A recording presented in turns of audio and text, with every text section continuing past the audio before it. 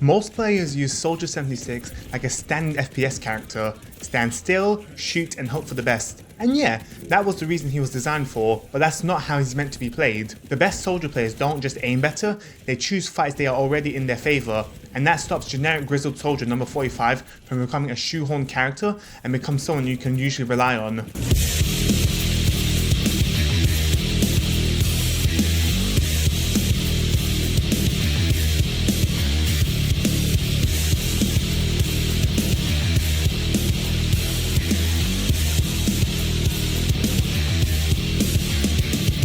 Soldier 76 was created to introduce gamers who play Call of Duty like it's the only game in existence to Overwatch.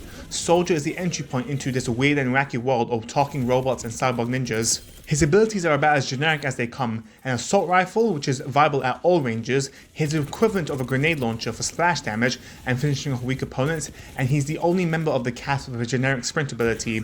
Simply put, his abilities should scream familiar to anyone who's played Call of Duty or any military shooter, which in turn helps newer players adjust. He's the jack of all trades hero, meaning he's at minimum viable in any scenario. He's a hit scan hero, so you don't need to lead your shots, but landing headshots is still vital as his DPS is lower than that of other damage heroes, and thanks to the high rate of fire of his assault rifle, he has a lot more leeway and a larger margin of error compared to other hit scan heroes like Cassidy. He was designed to be simple, but not to stay simple. But the thing about Soldier is that he's the only generic shooty bang bang guy in a game with women and cats with jetpacks, Brazilian DJs that run on walls, esports athletes who pilot pink mechs, and sentient talking robots. He's the only traditional shooter in the game, which makes him anything but traditional and generic. His niche is simplicity and low barriers of entry, and that's what makes him appealing, even if you don't play Call of Duty, as you don't need an extreme time investment into Soldier to be effective with him. He's pick up and play. And in a way, that's kind of refreshing. Overwatch has extreme opportunity cost when using different heroes.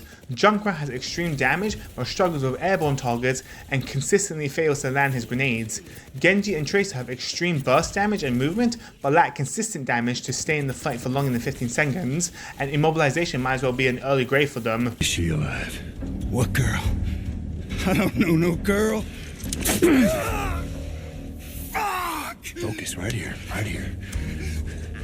I'll pop your goddamn knee off. Cassidy, Widowmaker, and Ashe are headshot reliant, so if you're not landing them, your game is about as useful as a fart in a tornado. In a game full of extremes and polarization, Soldier 76 stands out for checking all the boxes. And that's his role in the game. Since he checks all the boxes and is so consistent, his main way of dealing with opponents is to engage them on terms that they aren't comfortable with, as he's comfortable in most situations.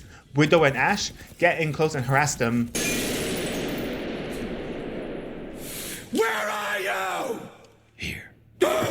Tracer, Roadhog, Reaper and Vendetta keep distance and their weapons are effectively a wet noodle, whereas yours still hits hard. And whilst flying heroes like Pharah, Cat, Echo and Juno can be a pain for Reinhardt and Diva, they're relatively easy pickings for Soldier so as long as your aim isn't too bad. The ability to sprint is quite underrated. Whilst it's not the best for making grand escapes, it's a great repositioning tool as there's no cooldown and can be used infinitely. The pulse rifle is viable in all ranges and you'd be surprised at how quickly you can drop enemies if you're landing headshots, and the Helix rockets are a great tool for finishing off weak enemies, even at a distance.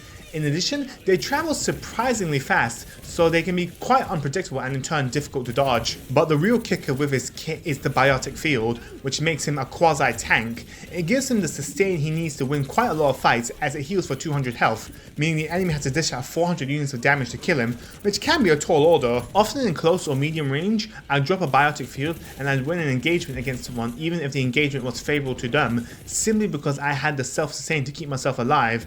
Add healing from support, and Soldier compounds to someone who can be tricky to kill, and yet due to the consistency of his kit, will still lay down fire and consistent damage against you. He is also viable at flanking due to a sprint, allowing for fast repositioning. He lacks verticality, but can still move to high ground when needed. Also, whilst he lacks the high burst damage of a dive hero like a Tracer, the Helix rockets still hit hard and can catch a lot of low HP heroes off guard. But the thing about Soldier 76 is that he's malleable. He can be whatever the team needs him to be in the moment. If he needs to be a frontline force with a Reinhardt during a brawl, he can do that. If he needs to keep a distance and keep a constant stream of damage, he can do that. If he needs to dive with a Tracer and then attract attention and attack from off angles, he can do that. But that jack of all trades level of consistency the soldier has makes him relatively unremarkable in the eyes of many. He lacks flashy combos, he doesn't spring to mind when you think of extreme damage or fun abilities.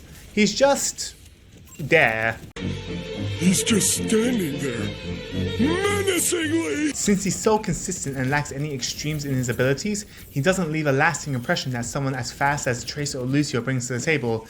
He's a reliable pick when you need someone who just offers consistency, which in a game full of the craziest things imaginable, is refreshing. Soldier 76 was designed to be the most accessible hero in Overwatch, but 10 years later, he's still relevant, not because he's simple, not because he feels familiar to Call of Duty vets, but because he rewards one of the most important skills in the game, taking the right fight at the right time.